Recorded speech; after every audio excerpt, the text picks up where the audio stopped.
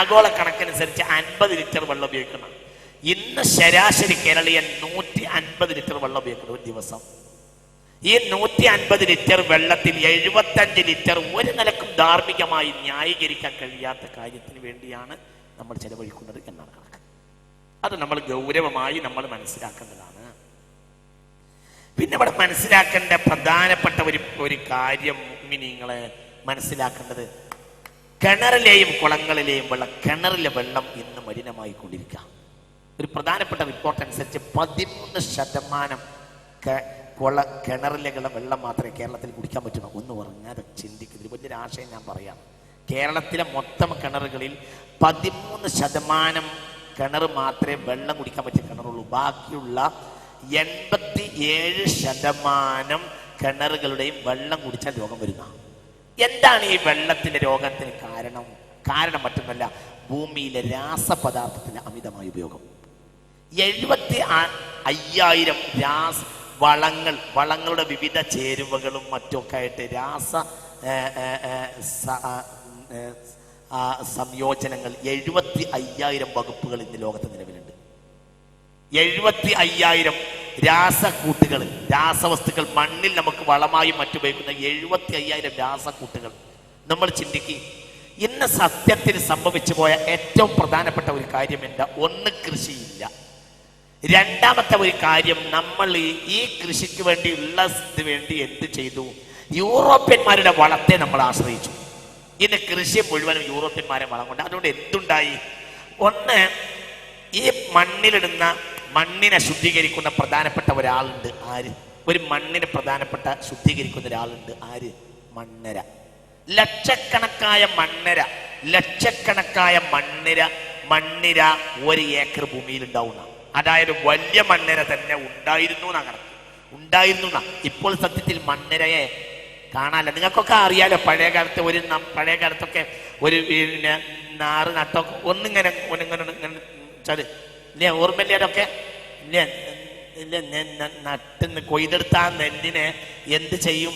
ഒന്നിങ്ങനെ തിരിച്ചിടുമ്പോഴത്തിന് എത്രയാ ഒരൊറ്റ നെല്ലിന്റെ ആ ഒരു മുരട്ട 100 കണക്കിന് മണ്ണിരകൾ ഉണ്ടായിരുന്നു. ഇന്ന് ആ മണ്ണിര എന്ന് പറഞ്ഞ സാധനത്തെ കാണാനില്ല.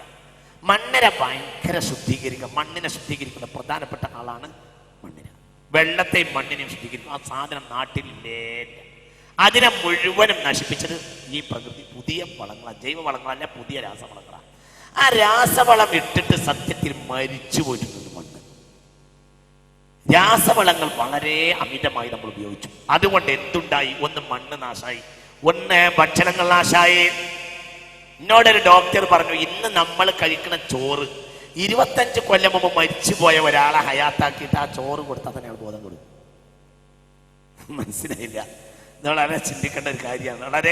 ഇന്ന് നമ്മൾ ഈ കഴിക്കുന്ന ചോറ്, ആ ചോറ് എടുത്തിട്ട് 25 കൊല്ലം മുമ്പ് മരിച്ചുപോയ, ഈ ചോറ് പരിചയമില്ലാത്ത 25 കൊല്ലം മുമ്പ് മരിച്ചുപോയ ഒരാളെ ഹയാത്താക്കിയിട്ട് ഇന്ന് നമ്മൾ തിന്നുന്ന ഈ ചോറ് അയാൾക്ക് കൊടുത്താൽ തന്നെ, ഒരു ഈസാ നബിയെ കിട്ടുകയാണെങ്കിൽ, മുമ്പ് പറയുന്നത് ഒരു ഈസാ നബി അലൈഹിസ്സലാം കിട്ടുകയാണെങ്കിൽ, മരിച്ചുപോയ 25 കൊല്ലം മുമ്പ് മരിച്ചുപോയ ഒരാളെ ഹയാത്താക്കി കൊണ്ടുവന്നിട്ട് എന്ത് ചെയ്താൽ മതി?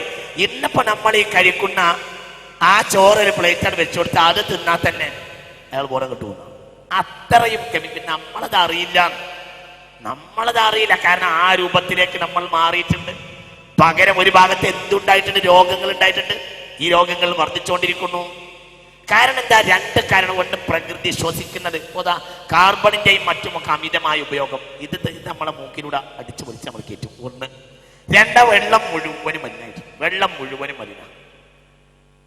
13% വെള്ളം മാത്രമേ കേരളത്തിൽ ഉപയോഗിക്കാൻ പറ്റുള്ളൂ. കിണറിലെയും കുളങ്ങളിലെയും വെള്ളങ്ങൾ 13%-ലേറെ കേരളത്തിൽ ഉപയോഗിക്കാൻ പറ്റില്ല. അത്രയും നാമാവശേഷമായി. രണ്ടാമത്തെ ഒരു കാര്യം, ഒരു ആഴ്ചയിൽ 21 ലക്ഷം കോഴികളാണ് കേരളത്തിൽ കശാപ്പ് ചെയ്യുന്നതാണ് കണക്ക്. എത്ര? ഒരാഴ്ചയിൽ. അതായത് തമിഴ്നാട്ടിൽ ഉണ്ടാക്കുന്ന കോഴിയുടെ പകുതിയും കയറ്റുമതി ചെയ്യപ്പെടുന്നത് കേരളത്തിലേക്കാണ്. എന്നാലോ തമിഴ്നാട്ടിലെ ഒരു ഡിസ്ട്രിക്റ്റിന്റെ അത്ര വലിപ്പേ കേരളമുള്ളൂ. തമിഴ്നാടിന്റെ ഒരു ഡിസ്ട്രിക്റ്റിന്റെ വലിപ്പേ ഈ കേരളമുള്ളൂ. ഈ കേരളത്തിലേക്കാണ് ഈ കോഴികൾ മുഴുവൻ വരുന്നത്. 21 ലക്ഷം സാധാരണ ദിവസങ്ങളിൽ, എന്തല്ല, നോമ്പല്ല, പെരുന്നാളല്ല, സംക്രാന്തി ഒന്നല്ല, സാധാരണ ദിവസങ്ങളിൽ തന്നെ 21 ലക്ഷം കോഴികൾ കേരളത്തിൽ വരുന്ന ഈ കോഴിയുടെ അവസ്ഥ എന്താ? ഇതിന്റെ അവസ്ഥ ഒന്ന്, ഇത് തന്നെ രോഗങ്ങളുടെ ഒരു ഒരു കേന്ദ്രമാണ്. ഇത് തന്നെ ഒരു രോഗത്തിന്റെ കേന്ദ്രമാണ്. അത് തന്നെ കഴിച്ച മനുഷ്യന്മാർക്ക് രോഗം ഉണ്ടാവും. വളരെ അപകടകരമാണ്. തിന്നണമെന്നല്ലാതെ ഇതിന്റെ കാര്യത്തിൽ നമുക്ക് യാതൊരു ബോധവും ഇല്ല. ഒന്ന്. രണ്ടാമത്തെ മറ്റൊരു പ്രശ്നം, ഇതിന്റെ മുഴുവൻ ഈ കോഴിപ്പാട്സ്, 21 ലക്ഷം കോഴികൾ അറുത്ത കോഴിപ്പാട്സുകളും അതിന്റെ രക്തവും എത്ര ഗൗരവമായിരിക്കും ഈ കാര്യം. ഇത് മുഴുവൻ ഈ മണ്ണിലേക്കും ഈ വെള്ളത്തിലേക്കും അത് ഒഴുക്കി വിടുക. ഏകദേശം വളരെ നമ്മൾ ചിന്തിക്കണം. കേരളത്തിലെ അതിപ്രധാനപ്പെട്ട ഭൂമിയുടെ രക്തമായ വെള്ളങ്ങളും അതിപ്രധാനപ്പെട്ട കേരളത്തിന്റെ സിരകളായ ഈ പുഴകളുടെയും പരിസരത്തിന്റെ സാഹചര്യം എന്താ? ഇംഗ്ലീഷുകാർ ഈ നാട്ടിനെ കണ്ടിട്ട് ദൈവത്തിന്റെ സ്വന്തം നാട് എന്ന് വിളിച്ചു എന്നാണ് ചരിത്രം. അത്ര മനോഹരമായ നാട് ആയിരുന്നു കേരളം ഒരു കാലഘട്ടത്തിൽ. ഇന്നത്തെ അവസ്ഥ എന്താ? ഇന്ന് റോഡ് സൈഡ് നടക്കാൻ വയ്യ, പുഴക്കത്തൊക്കെ പോയിട്ട് ഇരിക്കാൻ വയ്യ, എവിടെയും ഇരിക്കാൻ വയ്യ, എവിടെയും ഇഷ്ടം ഈ വൃത്തികെട്ട, വളരെ മലിനമായ വൃത്തികെട്ട ഈ കോഴിപ്പാട്സുകൾ മറ്റും ഇതുപോലത്തെ അറബുശാലയ്ക്ക് സത്യത്തിൽ വളരെ ശക്തമായ നിയമമുണ്ട്. 5 കൊല്ലത്തിൽ ആ നിയമത്തെ ഒന്നുകൂടി ശക്തമാക്കാറുണ്ട്. വളരെ ശക്തമായ നിയമങ്ങൾ. പക്ഷെ ആ നിയമം ഇവിടെ പാലിക്കപ്പെടാറില്ല.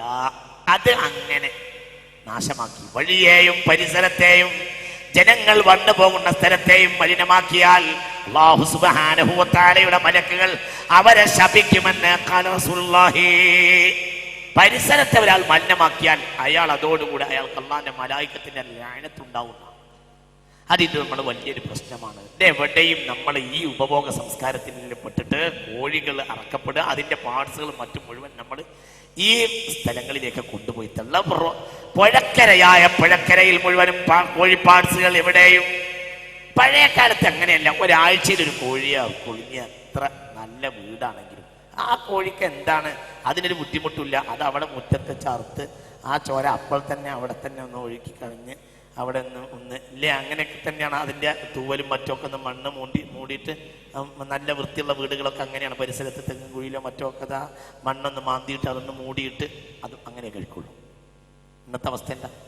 ഇന്ന് രാവിലെയും ഉച്ചക്കും ഞാൻ പറഞ്ഞല്ലോ ഇന്നലെ, എപ്പോഴും ഇറച്ചി കഴിക്കുന്ന വീടിന് അല്ലാഹു തആല ശപിക്കണം. ഇന്നത് ആ അവസ്ഥ നമുക്ക്. എന്നാൽ ഈ ഇറച്ചിയോട് വലിയ ഉപയോഗം ഉണ്ടോ? ഇല്ല. അപ്പൊ ഈ നിലക്ക് നമ്മളെ സത്യത്തിൽ പ്രകൃതി നമ്മൾ പൂർണ്ണമായി നശിപ്പിച്ചുകൊണ്ടിരിക്കുക. എല്ലാ നിലയിലും രാസവളം കൊണ്ട് നെല്ലിനെയും മണ്ണിനെയും നമ്മൾ നശിപ്പിച്ചു, വെള്ളത്തെ പൂർണ്ണമായി നശിപ്പിച്ചു എവിടെയും. അതുകൊണ്ട് മുഅ്മിനീങ്ങളെ, ഇതിനൊക്കെ ഒരു പരിഹാരം വേണം. എല്ലാവരും പരിസരം ശുദ്ധിയാക്കുന്ന കാര്യത്തിൽ ചിന്തിക്കണം. ലാ തശ്ബഹു ബിൽ യഹൂദ് ഖാല റസൂലുള്ളാഹി. യഹൂദികളെ പോലെ ജീവിക്കരുത്. യഹൂദികൾക്ക് വൃത്തിയില്ല. മുസ്തഫ നബി പറഞ്ഞു, നിങ്ങൾ യഹൂദികളെ പോലെ ജീവിക്കും. യഹൂദികൾക്ക് വൃത്തിയില്ല, നിങ്ങൾക്ക് വൃത്തി വേണമെന്ന് റസൂലുള്ളാഹി സ്വല്ലല്ലാഹു അലൈഹി വസല്ലം. അതുകൊണ്ട് നമ്മൾ ഈ കാര്യങ്ങൾ ഗൗരവമായി ചിന്തിക്കണം. ശക്തമായി പരിസരത്തെ ശുദ്ധിയാക്കുന്ന കാര്യത്തിലൊക്കെ വളരെ ശക്തമായ ഒരു ചിന്തയും പ്രവർത്തനവും നമുക്കുണ്ടാകൽ വളരെ പ്രധാനപ്പെട്ട ആവശ്യമാണ്. ക്യാൻസറിന്റെ നോക്കുണികൾ, കേരളത്തിലുണ്ടാവുന്ന ക്യാൻസറിന്റെ 2% ക്യാൻസർ ഉണ്ടാവാനുള്ള പ്രധാനപ്പെട്ട കാരണം വെള്ളം മലിനമായതും വായു മലിനമായതുമാണ്. പഠന റിപ്പോർട്ട്. കേരളത്തിലുണ്ടാകുന്ന ക്യാൻസറിന്റെ ആ പള്ളിയോടനുബന്ധിച്ച് നമ്മളെ ഖുർആൻ ക്ലാസ് എല്ലാ കൊല്ലവും എല്ലാ ആഴ്ചയിലും അവിടെയാണ് നടക്കുന്നത്. ഇത് ക്ലാസ് കഴിഞ്ഞാൽ ഖുർആൻ ക്ലാസ് ആഴ്ചയിൽ അവിടെയാണ് ഖുർആൻ ക്ലാസ് നടക്കുന്നത്. ആ പള്ളി വിപുലീകരണവുമായി ബന്ധപ്പെട്ട ഒരാവശ്യത്തിന് വേണ്ടി നിങ്ങളെ സഹായിക്കുന്ന ഒരു ആ പള്ളി വിപുലീകരിക്കുക. അവിടെ ക്ലാസ്സിനും മറ്റ് ജുമഅക്കൊക്കെ വലിയ ആളുകൾ വരുന്നതാണ്. ഇഷ്ടംപോലെ ആളുകൾ വരുന്നു. ക്ലാസ്സുകൾ കൃത്യമായി അവിടെ നടക്കുന്നു. പക്ഷേ സൗകര്യം വളരെ കുറവാണ്. അതൊന്നുകൂടി വിപുലീകരിക്കുക എന്ന കാര്യത്തിന് വേണ്ടിയിട്ട് ഒരു സഹായം ആവശ്യപ്പെട്ടുകൊണ്ട് ലെറ്റർ നിങ്ങൾക്ക് വിതരണം ചെയ്യുന്നുണ്ട്. അത് ഇന്ന് മാത്രമാണ് അതിൻ്റെ ഒരു ദിവസം. ഇന്ന് അതിനു വേണ്ടി തൽക്കാലം ഒരു പിരിവെടുക്കാൻ തീരുമാനിച്ചിരിക്കുകയാണ്. ഇന്ന് മാത്രം, ഇന്നാണ് അതിൻ്റെ ആ പിരിവിൻ്റെ ദിവസം. അത് കഴിയുന്ന ആളുകൾ അവനാൽ കഴിയുന്ന കാര്യങ്ങളൊന്ന് കൗണ്ടറിൽ മറ്റോ അറിയിക്കുകയാണെങ്കിൽ വലിയൊരു ഉപകാരപ്പെട്ട കാര്യമാണ്. അത് ഒരു യൂണിറ്റിന് അതിന് പിന്നെ പരിസരത്ത് കൂടി കൂട്ടിയെടുത്തിട്ട് വിപുലമായ ഒരു ഹാളും കൂടി അവിടെ നിർമ്മിക്കൽ ആവശ്യമാണ്. ഒരു യൂണിറ്റിന് 10,000 രൂപ, അര യൂണിറ്റിന്